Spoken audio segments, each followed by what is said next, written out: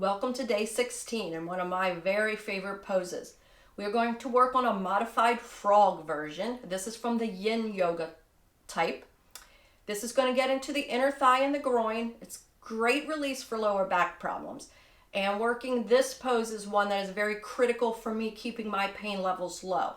I'm going to show you a modified version. If you know the full frog and you're okay with it, go ahead and move into that if you choose. It is a very intense stretch though, so if you're unfamiliar, just stay with me. We'll work one side at a time.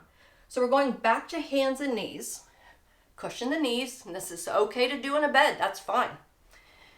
We just want to get a nice stable foundation, whatever that means for you. I'm going to suggest you take the knees at least hip distance apart.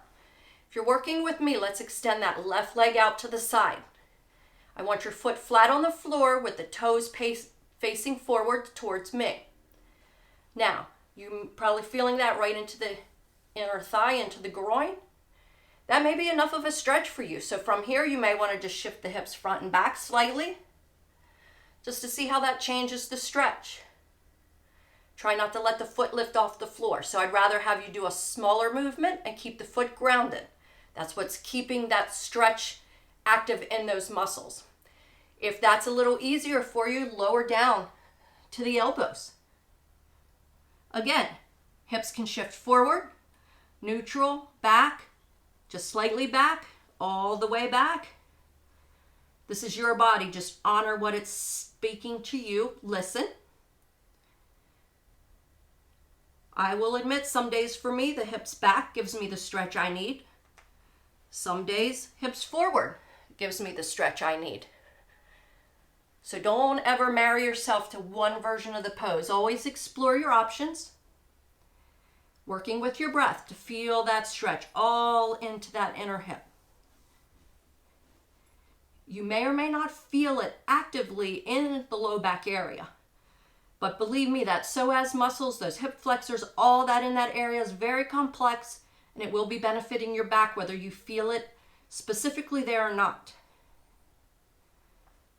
And you can always keep changing positions. You never have to stay in one position. I'm just showing you some of the different levels for a reminder. We'll all stay here for one more breath on side one. You can go ahead and start to lift up. Pull that leg in. Do whatever feels good to your body here. It might be that child's pose we've been practicing. You may want to stick that cat and cow in here. Or you may want to just relax off the hand and roll the wrists around. And we'll get ready for side two. So again, back to hands and knees, flat palms or on the knuckles. If you're with me, we're extending the right leg out. Now you may find one side is very different than the other. That's pretty normal, so don't be alarmed. And remember, you can stay here and shift the weight. You can lower down.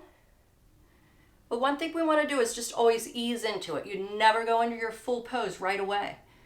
Just let the body be aware of where you're going and what your intention is.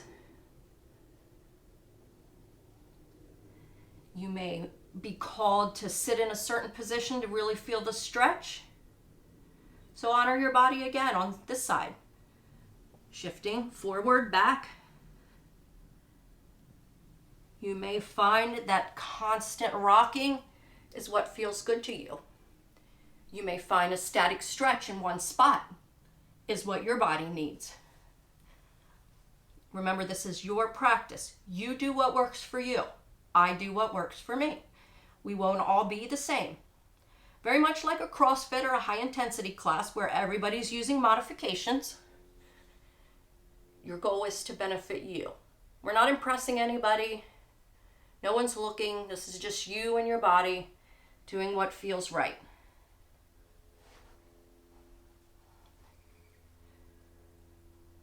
So as we continue to feel the stretch here, as you can imagine, the frog in the full position, I'm just going to demonstrate it for those who are curious, is to open both legs out. Knees bent, as you can see where it got its name from the frog. very intense stretch. And it is okay to pile up blankets and pillows underneath your belly to take some of that pressure off the inner thighs as you work to open up. Very nice, effective stretch. The modified version or the full version, very good for low back issues. Just be mindful you're not creating any pain in your hip. And we'll take one more breath, whatever position you're in. And we'll all release out, whatever that means to you. Sitting back, laying down, closing out the pose. Shake the legs out and release that tension. This is a great one to do every day, even just for a minute. Thank you for joining me. You are appreciated. Namaste. Go with grace.